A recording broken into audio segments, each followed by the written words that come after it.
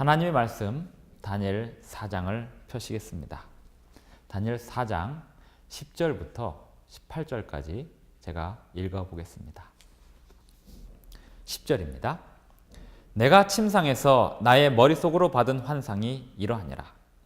내가 본즉 땅의 중앙에 한 나무가 있는 것을 보았는데 높이가 높더니 그 나무가 자라서 견고하여지고 그 높이는 하늘에 닿았으니 그 모양이 땅 끝에서도 보이겠고 그 잎사귀는 아름답고 그 열매는 많아서 만민의 먹을 것이 될 만하고 들짐승이 그 그늘에 있으며 공중에 나는 새는 그 가지에 깃들이고 육체를 가진 모든 것이 거기에서 먹을 것을 얻더라.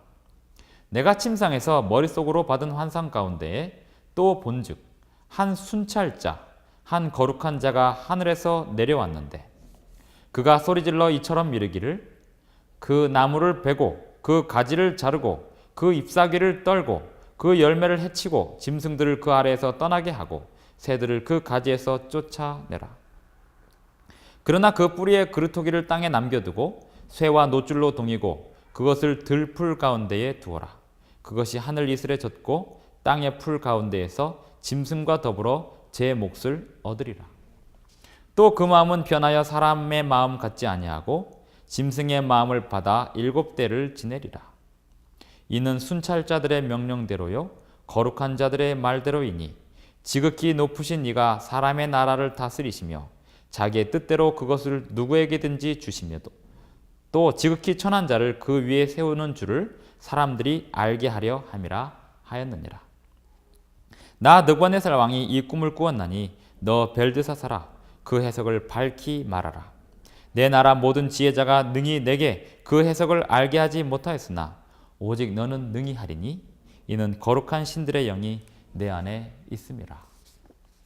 오늘 말씀의 제목은 총명이 돌아온지라입니다. 느부갓네살 왕은 나무에 대한 꿈을 꾸었습니다. 성경에서 나무는 종종 의인이나 매우 교만한 사람을 상징합니다. 시편 1편 3절에서는 의인으로 이사야 10장에서는 매우 교만한 사람으로 상징이 되었습니다. 또 키가 큰 나무는 자주 교만한 인간을 상징했습니다. 시편 37편 34절, 이사야 2장 12절, 14장 4절, 에스겔 17장 3절 4절 등지에 보면 자주 교만한 인간을 큰 나무에 비유하였습니다. 4장 10절에 높이가 높더니라는 표현은 2장에서 신상을 묘사할 때도 등장했던 표현입니다. 2장에서는 31절에서 큰 신상이라고 번역이 되어 있습니다. 느부갓네살이 2장에서 꿈에서 본 신상도 높은 것이었고 3장에서 금으로 만든 신상도 높은 것이었습니다. 4장에서 꿈에서 본 나무도 높았습니다. 2장에서는 하늘의 하나님께서 제국을 심판하시고 나라를 세우시기 위해 방문하시는 것을 보았었습니다. 3장에서는 지극히 높으신 하나님이 우상의 나라를 심판하시고 백성을 구원하기 위해 방문하는 것을 보았습니다. 4장에서는 지극히 높으신 하나님께서 왕의 죄를 심판하시고 느부갓네살을 구원하시기 위해 방문하는 것을 보고 있습니다. 왕은 금머리로 시작된 우상이 은, 구리, 철, 흙으로 내려오더니 결국에는 돌에 의해 부수어지는 것을 보았었습니다. 왕은 그 이후에 금으로 우상을 만들고 금으로 상징된 바벨론 제국이 영원하기를 바랬었습니다. 그 우상의 낙성 예식에서 새 친구들이 절하지 않음으로 인하여 우상의 나라 바벨론이 영원히 지속될 수 없음에 대해서 깨닫게 되었었습니다. 결국에는 하늘까지 닿았던 견고한 나무라도 잘려질 것을 통해 개인의 교만이 심판을 받게 될 것을 보았습니다. 나무에 대한 꿈은 왕이 7년 동안 짐승처럼 살게 될 것에 대한 꿈이었습니다. 그리고 1년 뒤에 이 모든 일이 다 임하였다라고 하였습니다. 28절 이 모든 일이 다 나 느부갓네살 왕에게 임하였느니라. 이 일은 운명처럼 피할 수 없는 것이었을까요? 27절과 37절을 보시겠습니다. 27절 그런즉 왕이여 내가 아뢰는 것을 받으시고 공의를 행함으로 죄를 사하고 가난한 자를 긍휼히 여김으로 죄악을 사하소서. 그리하시면 왕의 평안함이 혹시 장구하리이다. 또 30절 31절 나 왕이 말하여 이르되 이 큰 바벨론은 내가 능력과 권세로 건설하여 나의 도성으로 삼고 이것으로 내 위엄의 영광을 나타낸 것이 아니냐 하였더니 이 말이 아직도 나 왕의 입에 있을 때에 하늘에서 소리가 내려 이르되 느부갓네살 왕아 내게 말하노니 나라의 왕위가 내게서 떠났느니라. 경고가 있었고 기별이 있었습니다. 경고와 기별을 망각한 왕에게 이 모든 일이 임한 것입니다.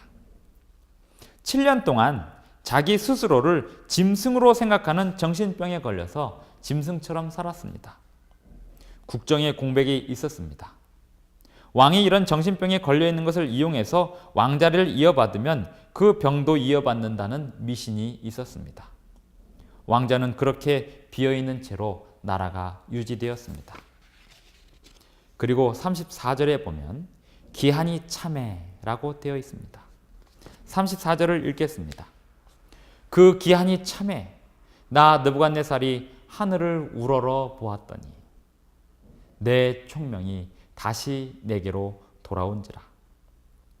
이에 내가 지극히 높으신 이에게 감사하며 영생하시는 이를 찬양하고 경배하였나니 그 권세는 영원한 권세요 그 나라는 대대에 이르리로다. 하나님은 기한을 세시는 분입니다. 하나님은 이 세상을 심판할 날을 세시고 사람을 구원할 날을 세시고 계십니다. 사람이 하늘을 우러러 볼 날을 세시고 계십니다. 짐승처럼 살던 인생이 총명이 다시 돌아와 하늘을 우러러 보는 사람들로 다시 태어날 날짜를 세고 계십니다. 짐승처럼 살던 인생들이 창조주 하나님을 우러러 볼 날을 손꼽아 세시고 계십니다. 성경에 보면 7일을 기다리십니다. 7년을 기다리십니다. 70년을 기다리십니다. 70번씩 7번이 지나도록 490년을 기다리시는 장면을 우리는 성경에서 봅니다. 다니엘 4장에는 7이라는 말의 반복이 있습니다. 4장 16절 또 그 마음은 변하여 사람의 마음 같지 아니하고 짐승의 마음을 받아 7대를 지내리라. 4장 23절 왕이 보신즉 한 순찰자 한 거룩한 자가 하늘에서 내려와서 이르기를 그 나무를 베어 없애라. 그러나 그 뿌리의 그루터기는 땅에 남겨두고 쇠와 노줄로 동이고 그것을 들풀 가운데에 두라. 그것이 하늘 이슬에 쳤고 또 들짐승들과 더불어 제 몫을 얻으며 7대를 지내리라. 25절 왕이 사람에게서 쫓겨나서 들짐승과 함께 살며 소처럼 풀을 먹으며 하늘 이슬에 젖을 것이요 이와 같이 7대를 지낼 것이라. 32절 내가 사람에게 쫓겨나서 들짐승과 함께 살면서 소처럼 풀을 먹을 것이요 이와 같이 7대를 지내서. 기한이 차기를 가장 기다렸던 분은 바로 지극히 높으신 하나님이셨습니다. 왕은 7대를 지나고 나서야 창조주 하나님을 찾습니다. 스스로 지극히 높은 왕이라고 생각했던 왕은 지극히 높으신 하나님을 창조주로, 구주로, 주님으로 영접하고 사람이 되었습니다. 총명이 돌아왔습니다. 제 아무리 제왕이라 하더라도 지극히 높으신 하나님을 모른 채 살아간다면 짐승과 다를 바가 무엇이겠습니까? 36절, 37절을 계속해서 보시겠습니다. 36절, 37절입니다. 그때에 내 총명이 내게로 돌아왔고 또 내 나라의 영광에 대하여도 내 위엄과 광명이 내게로 돌아왔고 또 나의 모사들과 관원들이 내게 찾아오니 내가 내 나라에서 다시 세움을 받고 또 지극한 위세가 내게 더하였느니라. 총명이 돌아오자 위엄과 광명이 돌아왔습니다. 총명이 돌아오자 사람들이 돌아왔습니다. 37절을 보시겠습니다. 그러므로 지금 나 느부갓네살은 하늘의 왕을 찬양하며 칭송하며 경배하노니 그의 일이 다 진실하고 그의 행하심이 의로우심으로 교만하게 행하는 자를 그가 능히 낮추심이라. 교만하게 행하는 자를 낮추시는 능력이 있으신 분은 지극히 높으신 하나님이십니다. 왕은 지극히 교만한 자신을 지극히 높으신 분께서 낮추시고 총명을 되찾게 하신 것을 들어서 놀라운 일이라고, 이적이라고 시인하고 있습니다. 4장 2절을 다시 보시겠습니다. 지극히 높으신 하나님이 내게 행하신 이적과 놀라운 일을 내가 알게 하기를 즐겨하노라. 이제 자신에게 일어난 이 놀라운 일에 대하여 그리고 하나님께서 주시는 평강에 대하여 홀로만 누릴 수 없다고 생각한 왕은 자기의 이야기를 간증하였습니다. 그것이 다니엘 4장의 이야기였던 것입니다. 다니엘 3장에서 우상과 경배라는 단어가 나왔었습니다. 4장에서 짐승, 총명, 사람이라는 단어가 등장하였습니다. 성경에서 짐승은 예언적으로 나라나 제국을 상징하기도 합니다. 시편 49편에 보면 하나님을 모르는 인생들을 비유하기도 하였습니다. 창조 주간을 본다면 제6일에 짐승이 만들어지고 사람이 만들어졌습니다. 만들어진 날이 짐승과 사람이 같았던 것입니다. 그러면 짐승과 사람이 다르다라고 하는 것을 구분짓는 경계선은 무엇이었을까요? 하나님을 올바로 경배하느냐 하는 것이었습니다. 짐승 같은 인생과 사람다운 인생을 구분짓는 것은 무엇입니까?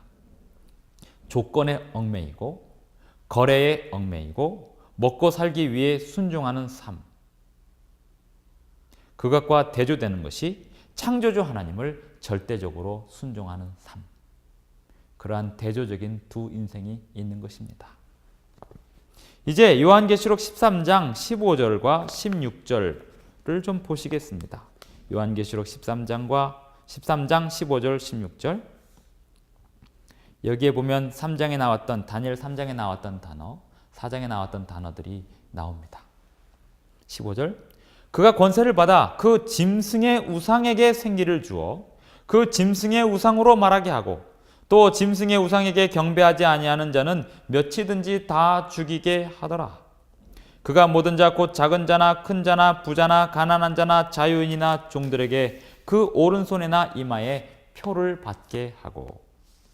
다니엘 3장 2절과 3절에 보면 총독과 수령과 행정관과 모사와 재무관과 재판관과 법률사와 각 지방 모든 관원을 2번이나 반복하며 모든 권력이 무릎 꿇게 하는 장면이 있는데 계시록 13장에서 방금 읽은 말씀과 비교해 볼 만한 내용입니다. 또 계시록 13장 17절을 보시겠습니다. 17절 18절, 누구든지 이 표를 가진 자 외에는 매매를 못하게 하니 이 표는 곧 짐승의 이름이나 그 이름의 수라. 지혜가 여기 있으니 총명한 자는 그 짐승의 수를 세어보라. 그것은 사람의 수니 그의 수는 666이니라.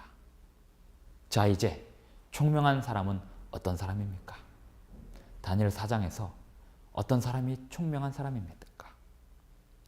다니엘 4장 34절을 다시 한번 읽겠습니다. 그 기한이 참에 나 느부갓네살이 하늘을 우러러 보았더니 내 총명이 다시 내게로 돌아온지라. 이에 내가 지극히 높으신 이에게 감사하며 영생하시는 이를 찬양하고 경배하였나니 그 권세는 영원한 권세요 그 나라는 대대에 이르리로다.